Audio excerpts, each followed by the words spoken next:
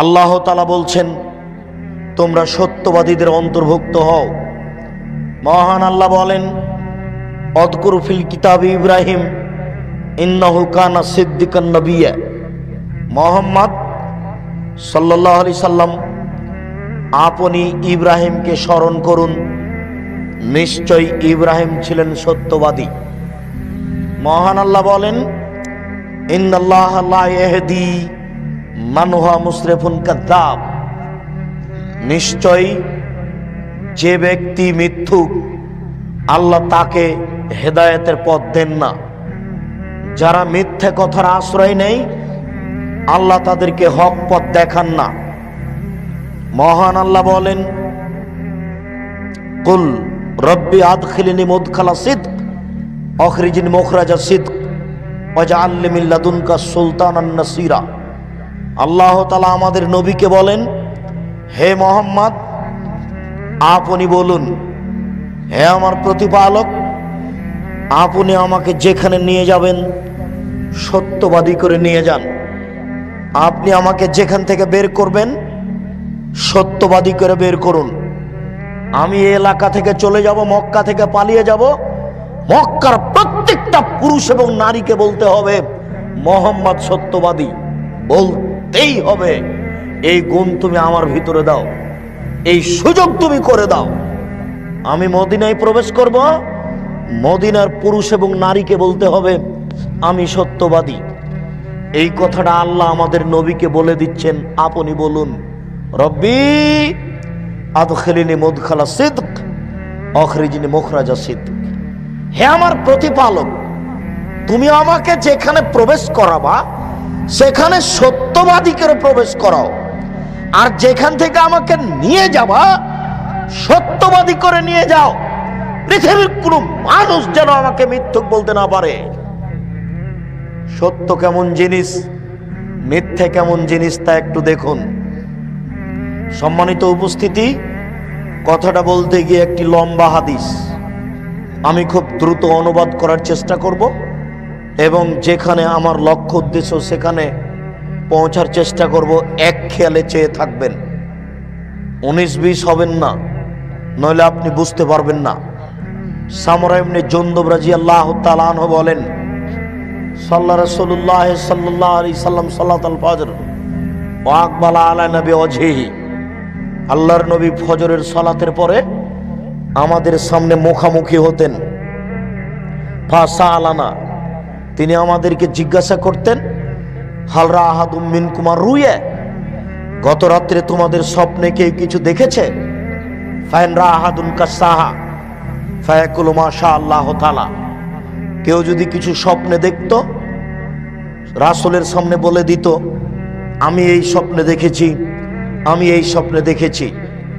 তখন আমাদের নবী মুহাম্মদ সাল্লাল্লাহু আলাইহি সাল্লাম স্বপ্নের তাবির করে দিতেন, তোমার স্বপ্নের ফল হলো এই, তোমার স্বপ্নের ফল হলো এই, তোমার স্বপ্নের ফল হলো এই। তিনি একদিন আমাদের জিজ্ঞাসা করলেন, হালরা মিনকুম আহাদুন, তোমাদের মধ্যে গত রাত্রে কেউ স্বপ্নে কিছু দেখেছে? ফাকুলনা লা, আমরা বললাম জি না, আমরা গত রাত্রে কেউ কিছু স্বপ্নে দেখিনি। তখন আল্লাহর নবী বললেন, শোনো, ইন্নী রাআইতু লাইলাতান বারেহা, আমি গত রাত্রে দেখলাম, ফায়াতায়ানি রাজুলানে, দুইজন মানুষ আমার নিকটে আসলো। আমি মুহাম্মদ সাল্লাল্লাহু আলাইহি সাল্লাম ঘুমিয়ে আছি, স্বপ্নে দেখছি দুইজন মানুষ আমার নিকটে আসলো। এসে একজন ডান হাত ধরলো, একজন বাম হাত ধরলো। ডান হাত আর বাম হাত ধরে আমাকে নিয়ে চলে যাচ্ছে বাইতুল মুকাদ্দাসের দিকে। ফা আতাইনা আলা রাজুলিন মুস্তাজে, চলে আসলাম।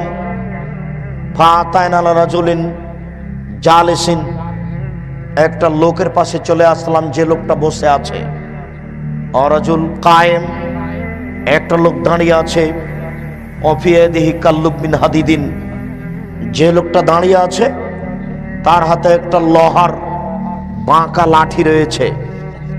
একটা লোক বসে আছে আর পাশে একটা লোক দাঁড়িয়ে আছে, তার হাতে একটা লোহার বাঁকা লাঠি রয়েছে।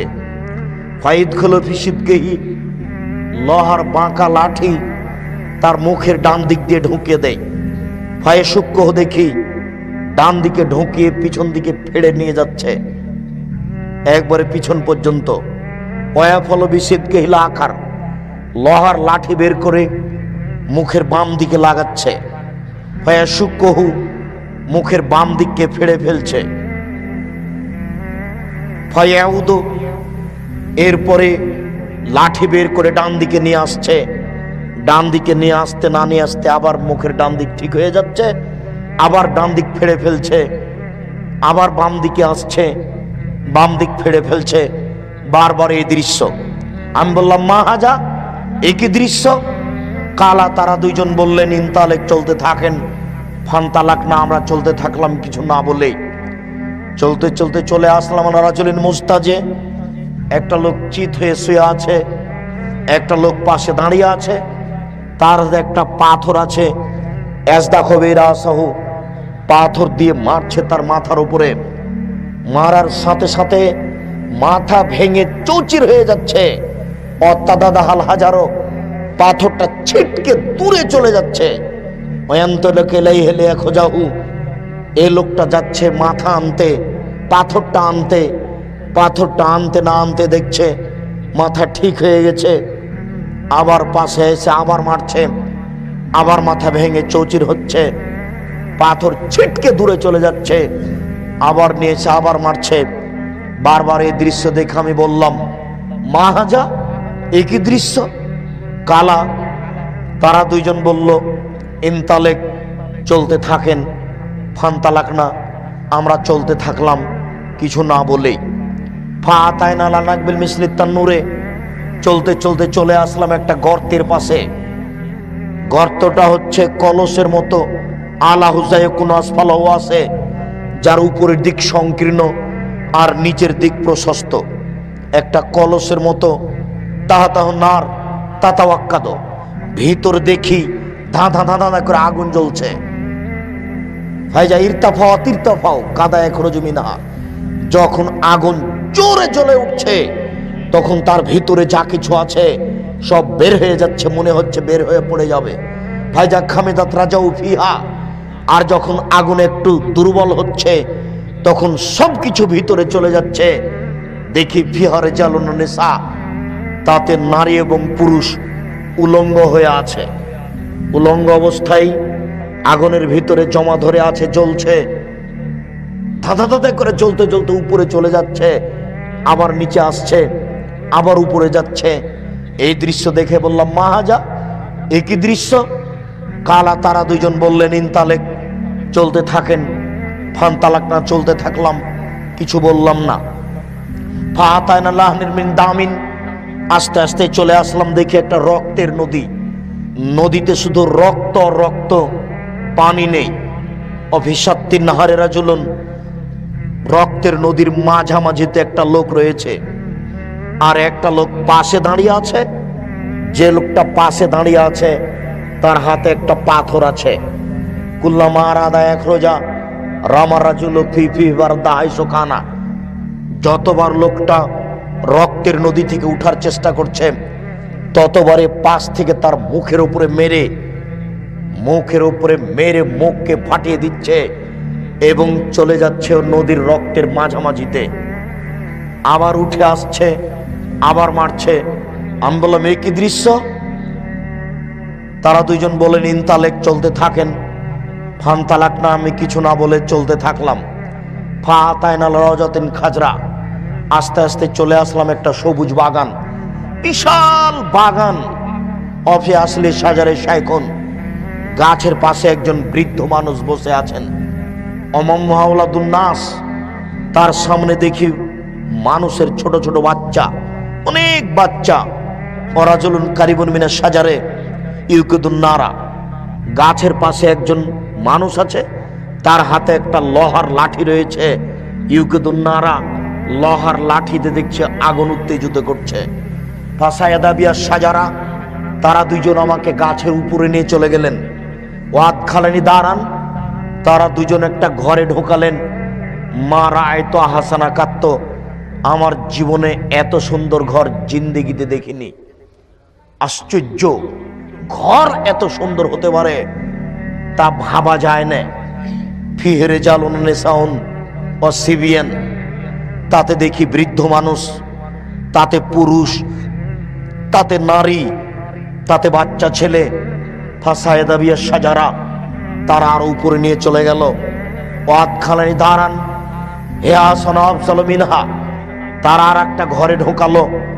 এই পরের ঘরটি আগের ঘরের চেয়ে অনেক সুন্দর, অনেক উত্তম। তাতে দেখি বৃদ্ধ মানুষ এবং যুবক মানুষ। আমি বললাম আখবেরিনি আমার আয়াতুল্লাইলাতা, তোমরা দুইজন আমাকে বলে দাও এ রাত্রে যা কিছু দেখলাম দীর্ঘ সময় ধরে কালা নাম। তারা দুইজন বললেন ঠিক আছে, আপনাকে সব বলে দিচ্ছি।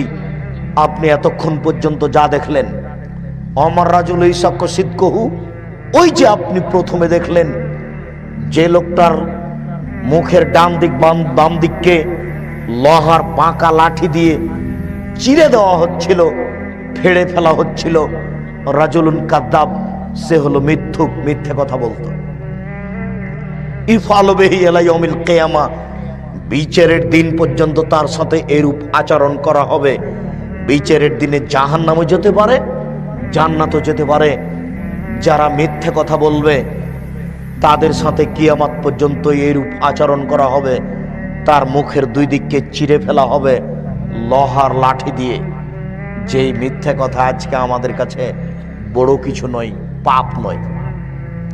এরপরে আপনি দেখলেন যে লোকটির মাথাকে লোহার পাথর দিয়ে ভেঙে চৌচির করা হচ্ছিল, সে লোকটি হচ্ছে আলেম, কোরআন হাদিস জানতো, জানা অনুযায়ী আমল করতো না। দেখেন আপনি, শতকরা 98 জন আলেম বের হবে যার বাড়িতে পর্দা নেই। শতকরা 98 জন লোক বের হবে যার ছেলে প্যান্ট পরে আছে, জিন্স কাপড়ের প্যান্ট পরে আছে। দেখেন আপনার পাশে হুজুরের ছেলে আছে মনে হয়, দেখেন একটু, আপনার পাশে হুজুরের ছেলে আছে, দেখেন তার পরনে প্যান্ট আছে, টাকনুর নিচে আছে। আজকে এখন আর না গিয়ে সকালে গিয়ে একটু দেখিয়েন, তার মেয়ে নগ্ন পোশাক পরে কলেজে যায়, তার ছেলের দাড়ি চাচা আছে, যার ছেলের দাড়ি ছোট আছে। শতকরা 98 জন হুজুর টিকতে পারবে না। যার মাথা ফাটিয়ে দেওয়া হচ্ছে ইনি হচ্ছেন হুজুর। মিথ্যা কথা দিয়ে বক্তব্য দেয়, কেসা কাহিনী না হলে হুজুরের নাকি চলে না, আর কণ্ঠসুর না হলে হুজুরের নাকি চলে না। জি না, কণ্ঠসুর দিয়ে বক্তব্য চলে না।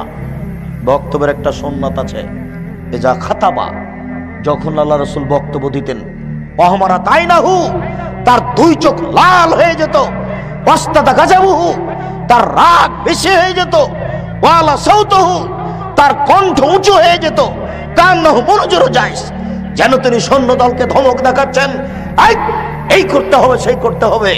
এই ছিল তার বক্তব্যের গতি। দুই চোখ লাল হয়ে যেত, কণ্ঠ উঁচু হয়ে যেত, রাগ বেশি হয়ে যেত। বক্তব্যের গতির কারণে শরীর থেকে চাদর নিচে নামতে নামতে নিচে পড়ে যেত। এটা ছিল তার বক্তব্যের গতি। কণ্ঠ দিয়ে হুজুর মানুষকে পাগল করতে চায়। টাকা কম হলে হুজুরের মুখ কালো হয়। আগেই নাকি লাগে 30,000, বিদায়ের সময়তে আবার 10,000। ওই যে এখনো আপনার মেয়ে ওই ঘরে বসে আছে মাথায় কাপড় না দিয়ে, জবাব আমি দিব। ওকে হিন্দুর মেয়ে, ওকে ইহুদির মেয়ে, শরম হয় না, লজ্জা হয় না? বিবাহ করেছেন কেন? আপনি মুসলিম নন, খারাপ লাগে না? লজ্জা থাকা উচিত। লজ্জা কি বেঁচে খেয়েছেন? মেয়ে নগ্ন হয়ে চলে কেন? আপনি মুসলমান নন, লজ্জা লাগে না, খারাপ লাগে না? লজ্জা কি বেঁচে খেয়েছেন? আবু হুরায়রা রাদিয়াল্লাহু তাআলা আনহু বলেন, রাসূল সাল্লাল্লাহু আলাইহি ওয়াসাল্লাম বলেছেন, আল হায়া ওয়াল ঈমান কারনাউ জামিয়া, লজ্জা এবং ঈমান দুটো একসাথে জমা ধরে আছে। আচ্ছা ভাই, ওই ছেলেটা ও উঠে যাচ্ছে, আপনি খেয়াল করছেন না কেন? ও তো কথা বুঝতে পারে না, আর যার সামনে দিয়ে যাবে ও তো কথা ধরতে পারবে না। আমি তো আর আপনাকে কোনো কাহিনী শোনাতে আসিনি, আপনি ওইটা মনে করবেন না। পাথরের মতো বসে থাকতে হবে, প্রত্যেকটা কথাকে মনে করতে হবে 1 কোটি টাকা মূল্য। ওই যে দোকানে এখনো বসে আছে, আপনি যান ওখানে বসে থাকেন, এখানে এসেছেন কেন? ওই যে দোকানে বসে আছে চা খাচ্ছে, জবাব আমি দেব? ওর বাপ ওকে জন্ম দিয়েছে, ওর বাপ জবাব দিবে, আমি দিব কেন? ও জানে না যে আব্দুর রাজ্জাক সাহেব কথা বলতে এসেছে, আমি টিভি নিয়ে বসে আছি কেন? ও বুঝতে পারে না যে আমি দোকানে বসে আছি কেন? আব্দুর রাজ্জাক সাহেব কোনোদিন রূপক কথা বলে না, এটা তার জানা নাই, তার বাপ জানাতে পারেনি। জন্ম দিতে হলে আগে ক্ষমতা অর্জন করতে হবে, তারপরে আপনাকে হিসাব করে আমাকে কথা বলতে হবে। কে বলেছে? আমার হিসাবের লোক একজন, যার নাম মোহাম্মদ সাল্লাল্লাহু আলাইহি সাল্লাম। জন্ম দিয়েছেন আপনি, জবাব আপনি দিয়েন। ওই যে দোকানে বসে আড্ডা পিটছে, ওই জবাব আপনি দিয়েন। জবাবের জন্য প্রস্তুত হয়ে থাকেন। জাহান্নাম আপনার জন্য তৈরি করা হয়েছে, পশু প্রাণীর জন্য নয়। জাহান্নামে পশু প্রাণী যাবে না, মানুষই যাবে। আপনি অপেক্ষা করুন। মেয়ে দিয়ে জাতিকে পাপী করিয়ে নিয়ে জান্নাত কিনবেন মানে? এই হিসাব কি করে হলো? জান্নাত কি পৈতৃক সম্পত্তি, বা জান্নাত কি বাপের জমি? পৈতৃক সম্পত্তি জান্নাত। যে জমি চাষ এদিক দিয়ে করি না হলে ওই দিক দিয়ে করি, তো লোকের কি? জান্নাত কি পৈতৃক সম্পত্তি? জান্নাত কি বাপের জমি? জান্নাত কি গণতন্ত্র টাকা দিয়ে করে নিব? কখনো এটা অসম্ভব, হতে পারে না। জান্নাত কারো পৈতৃক সম্পত্তি নয়। জান্নাতে একজনের লোকের কথার উপরে নির্ভর করে, যার নাম মোহাম্মদ সাল্লাল্লাহু আলাইহি সাল্লাম। জান্নাতে একজন লোকের কথার উপরে নির্ভর করে, বলেন তো তার নাম কি? তার নাম মোহাম্মদ সাল্লাল্লাহু আলাইহি সাল্লাম। পৃথিবীর কোনো মানুষের উপরে জান্নাত নির্ভর করে না, কারো কথার উপরে। বুজুর্গানের দিনের 5 পয়সা দাম নাই মানার ব্যাপারে। বুজুর্গানের দিন শ্রদ্ধার যোগ্য। আব্দুর রাজ্জাক সাহেব শ্রদ্ধার যোগ্য, আব্দুর রাজ্জাক সাহেব মানার যোগ্যতা রাখে না। শুধুমাত্র একজন মানুষকে মেনে চলতে হয়, যার নাম মোহাম্মদ সাল্লাল্লাহু আলাইহি সাল্লাম।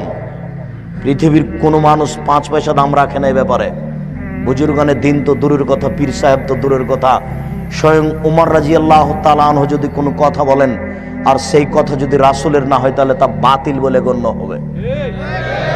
আপনার পীর সাহেব তো দূরের কথা, বড় হুজুর তো দূরের কথা, স্বয়ং উমর রাদিয়াল্লাহু তাআলা আনহু যদি কোনো কথা বলেন আর সেই কথা যদি রাসূলের না হয়, তাহলে তা বাতিল বলে গণ্য হবে। উমর মানে, উমর এত বড় মানুষ, উমর এত বড় মানুষ, আল্লাহ উমরকে এত ঈমান দিয়েছিলেন। আল্লাহ রাসূল বলছেন, উমর আনতা তাসলুক ফি তারিকিন লা ইয়াসলুকু শায়তান ফি তারিকিকা। উমর, তুমি যে রাস্তা দিয়ে হাঁটো, ওই রাস্তা দিয়ে শয়তান হাঁটে না। আপনি বলেন যে আমার পীর সাহেব যে রাস্তা দিয়ে হাঁটে, ওই রাস্তা দিয়ে শয়তান হাঁটে না, বলেন দেখি।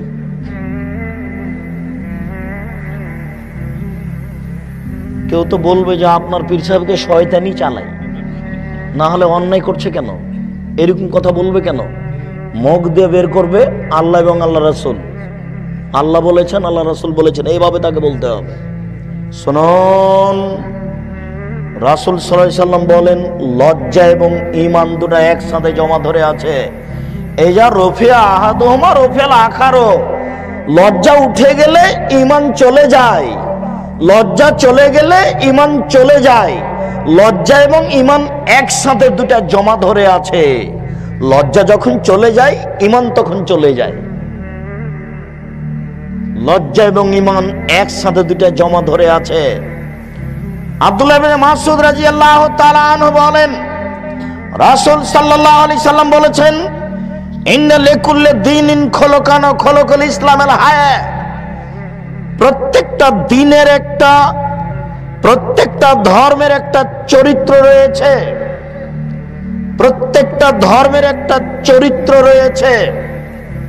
হিন্দু ধর্মের একটা চরিত্র রয়েছে, বৌদ্ধ ধর্মের একটা চরিত্র রয়েছে, খ্রিস্টান ধর্মের একটা চরিত্র রয়েছে, আর ইসলাম ধর্মের চরিত্র হলো লজ্জা।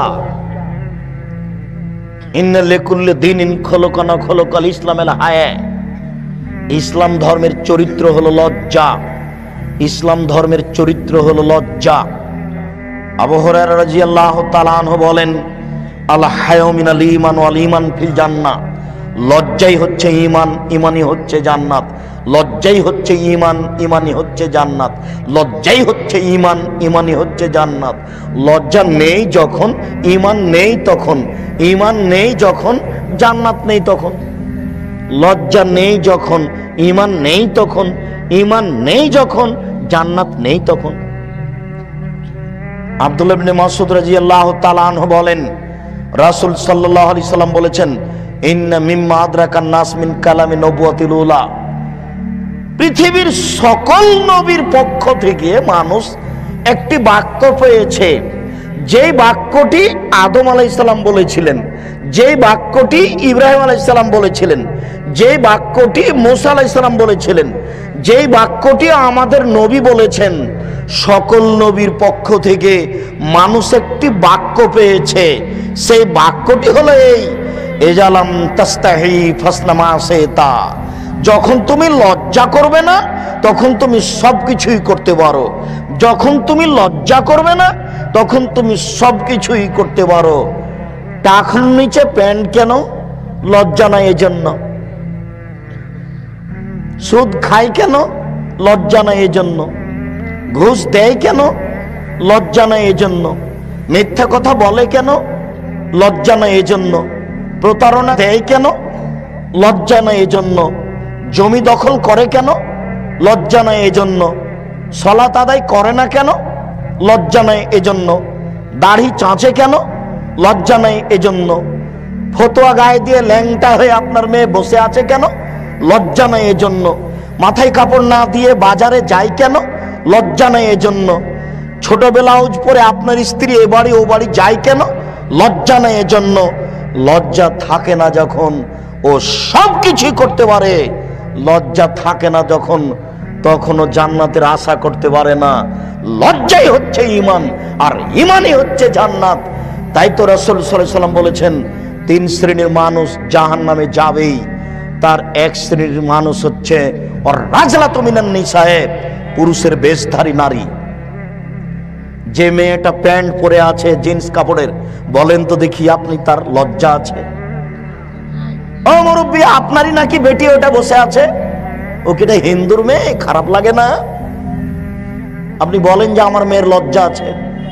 আমার মেয়ে লজ্জা করে প্যান্ট পরে বাজারে ঘুরে, আমার মেয়ে লজ্জা করে প্যান্ট পরে বাজারে ঘুরে। আমি 3 চিল্লায় চলে গেছি লন্ডন, আমি মসজিদের এক পাশে বসে হাত তুলে দোয়া করে জান্নাত কিনে নিব। জান্নাত পড়ে আছে, অসম্ভব। জান্নাত কোনো খেলতামাশার জিনিস নয়। এটা আপনি যা মনে করেছেন তা ভুল সিদ্ধান্ত। হযরতুল জান্নাত বিল মাকারে, নিয়ম নীতি কষ্ট ক্লেশ দ্বারা জান্নাত ঘেরা আছে, মনের ইচ্ছা দ্বারা জাহান্নাম ঘেরা আছে। জাহান্নাম রাস্তায় পড়ে আছে, কুড়িয়ে নেন। জাহান্নাম যেখানে সেখানে পড়ে আছে, আপনি কুড়িয়ে নেন। জান্নাত তো সহজ নয়, খুব টাফ ব্যাপার। জান্নাত পাওয়া খুবই কঠিন। 3 শ্রেণীর মানুষ জান্নাতে যাবে না। দেখি আপনি হক মেনে নিতে পারেন কিনা। 3 অদায়ুস আল্লাযী কিরফি আলী আল খাবাসা, যে তার বাড়িতে বেহায়ার সুযোগ দিয়েছে সে জান্নাতে যাবে না। যার মেয়ে নগ্ন পোশাকে স্কুল কলেজে যায় তার ও বাপ জান্নাতে যাবে না।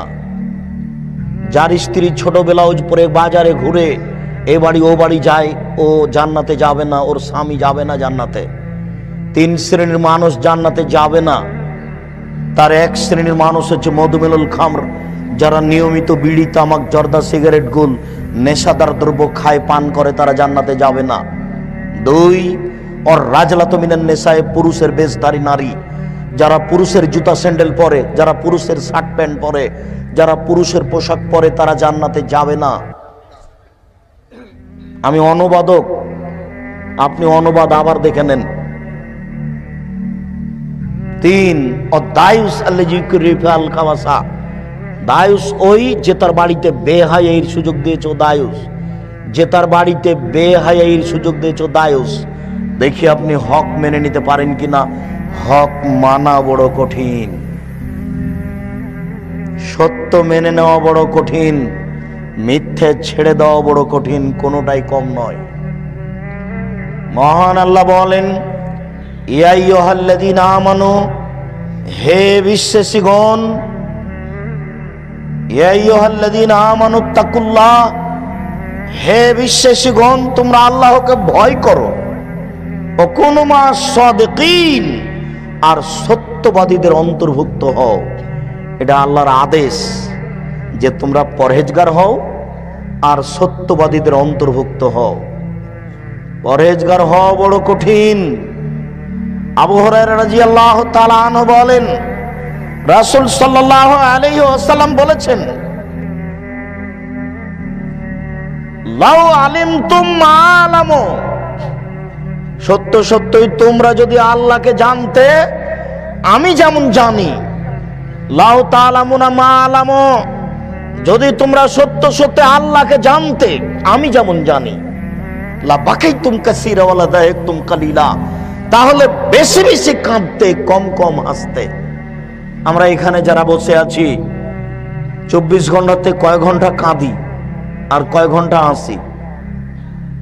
এখন তো জমি জায়গা বেশি হয়েছে, টিভি আর জমি আর জায়গা নিয়ে দিন রাত মানুষের হাসি আর হাসি, আনন্দ আর ফুর্তি। এখন তো আর মানুষের কান্নাকাটির সময় নেই। এক সময়ে মানুষের অভাব ছিল, টাকা পয়সা কম ছিল। দিন যত যাবে তত টাকা পয়সা বেশি হবে। মানুষ বেশি হতে হতে হতে যদি মানুষের গায়ে চড়ে থাকে তবুও টাকা বেশি হবে, হবেই।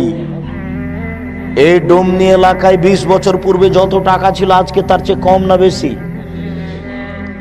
20 বছর পরে আরো বেশি হবে।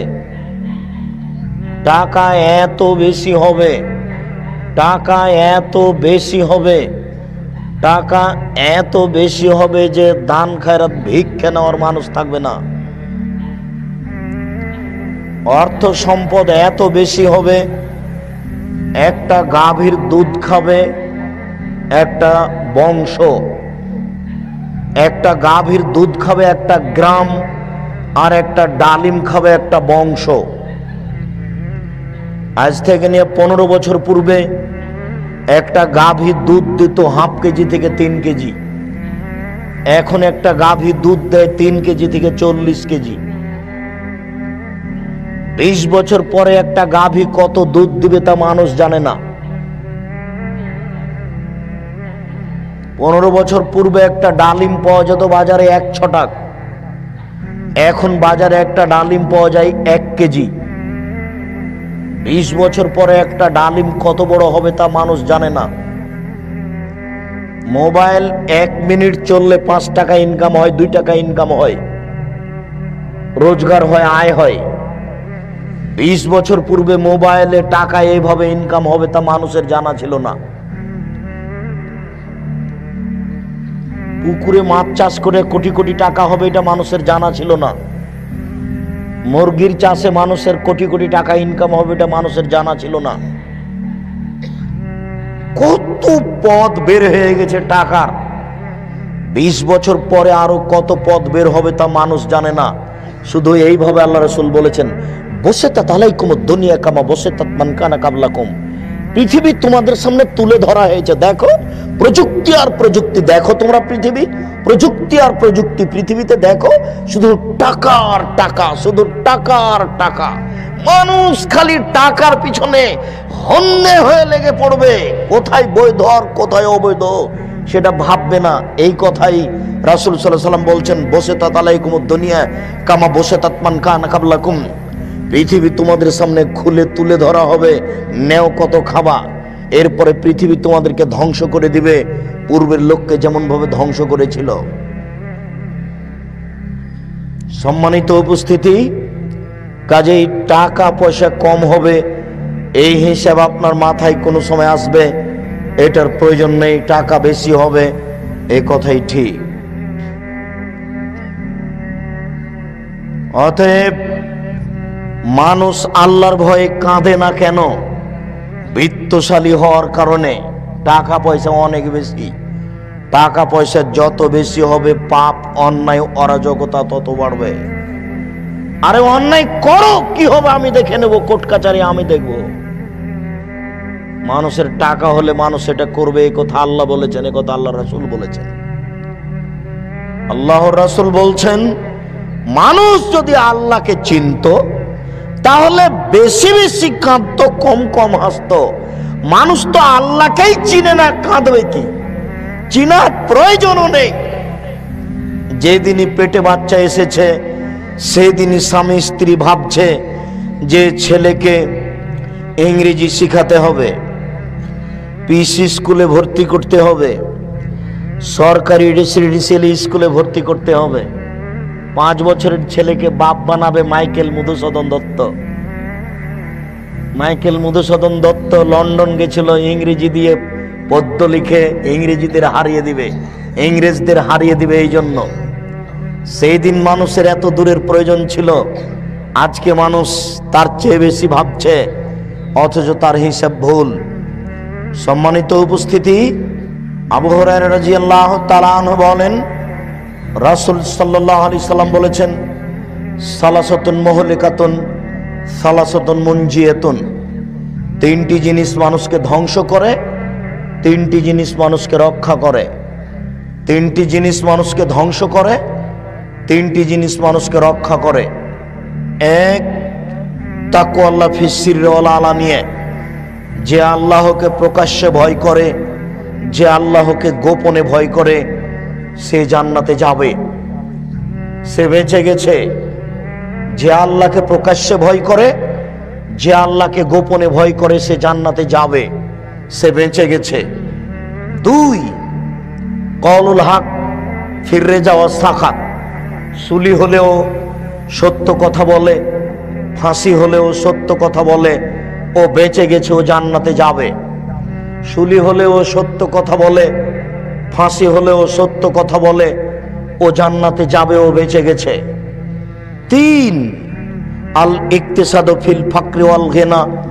মধ্যম পন্থায় খরচ করে, ধনী হলেও গরিব হলেও মধ্যম পন্থায় খরচ করে যে, সেই বেঁচে যাবে, ধনী হলেও গরিব হলেও। হঠাৎ করে ধনী হয়েছেন, প্রতিদিন বাজারে 10 কেজি ওজনের রুই মাছ কিনিয়েন না। হঠাৎ করে টাকা কমে গেলে রুই মাছ কিনতে পারবেন না, এলাকার লোক নিন্দা করবে, এই কাজ করিয়েন না। হঠাৎ করে ধনী হয়েছেন, স্ত্রীর জন্য 5,000 টাকা দিয়ে শাড়ি কিনিয়েন না, এটা ভুল। মধ্যম পন্থায় খরচ করবেন। তোমরা যারা দিনমজুর, ভ্যান চালক, রিক্সাওয়ালা, শোনো, তোমরা বাজারে গিয়ে পুঁটির মাছ কিনবে, এই কথাই ঠিক। তুমি যদি রুই মাছ কিনো, 300 টাকা কেজি, 500 টাকা কেজি রুই মাছ কিনলে কয়দিন পরে তোমাকে মানুষের কাছ থেকে টাকা কর্জ নিতে হবে, তুমি ঠিক মতো দিতে পারবে না, তখন তুমি এলাকা থেকে পালিয়ে যাবে, তোমার এটা আসবেই। এ কারণে রাসূল সাল্লাল্লাহু আলাইহি ওয়াসাল্লাম বলেছেন, আল্লাহ তাআলা বিচার মাঠে 3 শ্রেণীর মানুষের সাথে কথা বলবেন না। এই কারণে রাসূল সাল্লাল্লাহু আলাইহি ওয়াসাল্লাম বলেছেন, বিচারের মাঠে আল্লাহ 3 শ্রেণীর মানুষের সাথে কথা বলবেন না। 1, শাইখুন জানিন। বেশি বয়সে জেনা করে যারা, তাদের সাথে আল্লাহ বিচারের মাঠে কথা বলবেন না। 2, মালিকুন কাযযাব। মিথ্যুক দায়িত্বশীল যারা, মিথ্যুক হেড মাওলানা, মিথ্যুক হেডমাস্টার, মিথ্যুক প্রিন্সিপাল, মিথ্যুক ভাইস চ্যান্সেলর, মিথ্যুক মেম্বার, মিথ্যুক চেয়ারম্যান, মিথ্যুক এমপি, মিথ্যুক মন্ত্রী, মিথ্যুক টিওনো, মিথ্যুক ইওনো, মিথ্যুক ডিসি, মিথ্যুক এসপি, মিথ্যুক গ্রাম্য সর্দার। যেখানে যারা মিথ্যে কথায় দায়িত্ব পালন করছে, সে যত বড়ই পরহেজগার হোক না কেন, আল্লাহ তার সাথে বিচারের মাঠে কথা বলবেন না। ও যদি প্রতিবার হজ করে আসে, হবে না। শফিকুল ইসলাম জাগরণী বলেছেন, লাভ হবে না, কবর পাকা করে দিয়েছেন। আপনার বাপের কবর যদি স্বর্ণ দিয়ে পাকা করেন, কোনো লাভ হবে না। কবি নজরুল ইসলাম বলেছেন, মসজিদের পাশে কবর দিও ভাই। মসজিদের পাশে কেন? আপনার বাপের কবর যদি কাবা ঘরের নিচে ঢুকিয়ে দেন, 1 পয়সা লাভ নেই। তার মানে প্রতিবার যদি হজ করেন আর মিথ্যা কথায় দায়িত্ব পালন করেন, আল্লাহ আপনার সাথে বিচারের মাঠে কথা বলবেন না। আপনি যত বড়ই পরহেজগার হন না কেন, বক্তা সাহেব আপনি যত বড়ই পরহেজগার হন, আর আপনি যতই জাতির সামনে বক্তব্য দেন, আপনি মিথ্যা কথা দিয়ে বক্তব্য দিলে, মিথ্যার আশ্রয় নিলে, আল্লাহ আপনার সাথে বিচারের মাঠে কথা বলবেন না। বিচারের মাঠে আল্লাহ আপনার বায়ের সাথে পাগড়ি দেখবেন না। বিচারের মাঠে আপনার জুব্বা পায়ের টাকনো পর্যন্ত আছে নাকি এটা দেখবেন না। বিচারের মাঠ বড় কঠিন।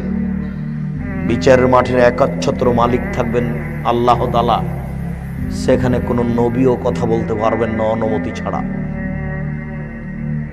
সম্মানিত উপস্থিতি, বলছিলাম তিনটি কারণে মানুষ বেঁচে যায়, জান্নাতে যাবে। এক, প্রকাশ্যে আল্লাহকে ভয় করেছে, গোপনে আল্লাহকে ভয় করেছে। দুই, ধনী হলেও মধ্যম পন্থায় খরচ করে, সুলি হলেও সত্য কথা বলে, ফাঁসি হলেও মিথ্যে কথা সত্য কথা বলে, সুলি হলেও সত্য কথা বলে, ফাঁসি হলেও সত্য কথা বলে, এই জান্নাতে যাবেই। তিন, মধ্যম পন্থায় খরচ করে যে সে জান্নাতে যাবে। মধ্যম পন্থায় খরচ করার ব্যাপারে আমরা আরেকটা হাদিস পেশ করেছি। তিন শ্রেণীর মানুষ জাহান্নামে যাবেই। তার তৃতীয় শ্রেণীর মানুষ হচ্ছে আয়লুল মুস্তাকবির, গরিব গৌরবী। যারা গরিব গৌরবী, যে তার সাথে আল্লাহ বিচারের মাঠে কথা বলবেন না। একে তো গরিব মানুষ, দিন রাত তেমন ভালোভাবে দিন কাটেনি, এরপরে আল্লাহ বিচারের মাঠে কথা বলবেন না, এটা আবার কত বড় পাপ। কেন? এখানে আপনি রিক্সা নিয়ে দাঁড়িয়ে আছেন, আমি গিয়ে বলছি ভাই একটু তাড়াতাড়ি যেতে হবে, চলেন। তো বলছে আমি এখন যাব না। আরে যাবা না মানে? তুমি তো এই কাজে এসেছো, যাবা না কেন? এ হলো গরিব গৌরবী, এর সাথে আল্লাহ বিচারের মাঠে কথা বলবেন না। তুমি রিক্সা নিয়ে এসেছো যাওয়ার জন্য, তুমি যাব না কেন বলছো? জমিতে আমার ধান পেকে গেছে, বৃষ্টি হচ্ছে, আমি বলছি চলো ভাই ধানগুলো পেকে নষ্ট হয়ে গেল, ধানগুলো কাটতে হয়, বলছে দুদিন কাজ করব না। এরই নাম গরিব গৌরবী। গরিব মানুষ বেশি দাম দিয়ে মাছ কিনবে কেন? গরিব মানুষ বেশি টাকা দিয়ে কাপড় কিনবে কেন? ওর ধ্বংস হবেই বিচারের মাঠে, ওর সাথে আল্লাহ কথাই বলবেন না। কত বড় জটিল বিষয় আপনি দেখেন। তিন শ্রেণীর মানুষের এক শ্রেণীর হলেন মিথ্যুক দায়িত্বশীল, এ তো জাতির ক্ষতি করে, অনেক বড় পাপী। দুই, বয়স্ক ব্যভিচার, খুব খারাপ কথা। তিন, গরিব গৌরবী, এটা একটা কঠিন হয়ে গেল। গরিব মানুষ গৌরব করে, সেই জন্য আল্লাহ তার সাথে কথাই বলবেন না। কেন? ওর দ্বারা সমাজের ক্ষতি হয়। ওকে আল্লাহ গরিব করেছেন সমাজের উপকার করার জন্য। ও কেন গৌরব করবে, কেন কাজ করবে না? যখন তার শরীরে কুলাচ্ছে না বাড়ি চলে যাবে। মাঠে রাস্তায় থাকলে তাকে কাজ করতে হবে, এটাই নীতি। সম্মানিত উপস্থিতি, আমি বলছিলাম আল্লাহকে ভয় করলে জান্নাত হবেই। তার তিন শ্রেণীর মানুষ জান্নাত পাবে। ওয়াম্মাল মুহলিকাতু সালাসা, তিনটি কাজে মানুষ ধ্বংস হয়ে যায়। এক, হাওয়ান মুত্তাবা, প্রবৃত্তিকে মেনে নেয় যে সে জাহান্নামে যাবেই। প্রবৃত্তিকে মানে কে? দাড়ি চাচে যে। প্রবৃত্তিকে মানে কে? টাকনো নিচে প্যান্ট পরে যে। প্রবৃত্তিকে মানে কে? দোকানে বসে মানুষের বদনাম গীবাত করে যে। প্রবৃত্তিকে মানে কে? আজান হয়ে যায় তবু মসজিদে যায় না, গল্প জমায় যে। প্রবৃত্তিকে মানে কে? সুদ খায় যে। প্রবৃত্তিকে মানে কে? ঘুষ দেয় যে। প্রবৃত্তিকে মানে কে? মিথ্যে কথা বলে যে। প্রবৃত্তিকে মানে কে? দলীয় দাপটে জমি দখল করে যে। দল ক্ষমতাতে থাকলে জমি নিজের হাতে, সেই জমি যে জমির মালিক থাক আর না থাক তাতে আসে যায় না, ও জাহান্নামে যাবেই। প্রবৃত্তিকে মানে যে জাহান্নামে যাবে সে। মাথায় কাপড় দেয় না যে সব মহিলারা, তারা প্রবৃত্তিকে মানে। যারা পায়জামা পরে, চুস্ট পায়জামা পরে স্কুল কলেজে যায়, তারা প্রবৃত্তিকে মানে। যারা ছোট ব্লাউজ পরে রাস্তাঘাটে চলে, এরা প্রবৃত্তিকে মানে। প্রবৃত্তিকে মানে যে সে ধ্বংস হবেই, জাহান্নামে যাবেই। দুই, সহনমতা, কৃপণতাকে মেনে নেয় যে। কৃপণ যে সে জাহান্নামে যাবে। রাসূল সাল্লাল্লাহু আলাইহি ওয়াসাল্লাম বলেছেন, লা ইয়াদখুলুল জান্নাতা বাখিল, কৃপণ জান্নাতে যাবে না, কৃপণ জান্নাতে যাবে না। রাসূল সাল্লাল্লাহু আলাইহি সাল্লাম সলাতে সালাম ফেরার পূর্বে এবং পরে বলতেন, আল্লাহুম্মা ইন্নী আউযু বিকা মিনাল বুখল, হে আল্লাহ আমি তোমার কাছে কৃপণতা থেকে বাঁচতে চাই। আল্লাহ আমি তোমার কাছে কৃপণতা থেকে বাঁচতে চাই। আল্লাহ তোমার কাছে আমি কৃপণতা থেকে বাঁচতে চাই। অবশ্যই কৃপণতা খুব খারাপ জিনিস, যার ফলাফল জাহান্নাম। কৃপণ জান্নাতে যাবে না। 3, এজাবুল মারে বেনাফসিহি, আত্ম অহংকারী যে সে জান্নাতে যাবে না। অহংকার করে যে সে জাহান্নামে যাবে। মানুষকে তুচ্ছ দৃষ্টিতে দেখে যে সে জাহান্নামে যাবে। মানুষকে মূল্যায়ন করে কথা বলে না যে সে জাহান্নামে যাবে। মুরব্বীদেরকে মূল্যায়ন করে না যে সে জাহান্নামে যাবে। বিত্তশালীর অহংকার করে যে জাহান্নামে যাবে সে। দলীয় দাপট দেখায় যে জাহান্নামে যাবে সে। যারা এরকম ভাবে চলে তাদের জন্য জাহান্নাম সুনিশ্চিত। 3 শ্রেণীর মানুষ জাহান্নামে যাবে। 1, প্রবৃত্তিকে মানে যে। 2, কৃপণতা করে যে। 3, অহংকারী যে। এরা জাহান্নামে যাবে।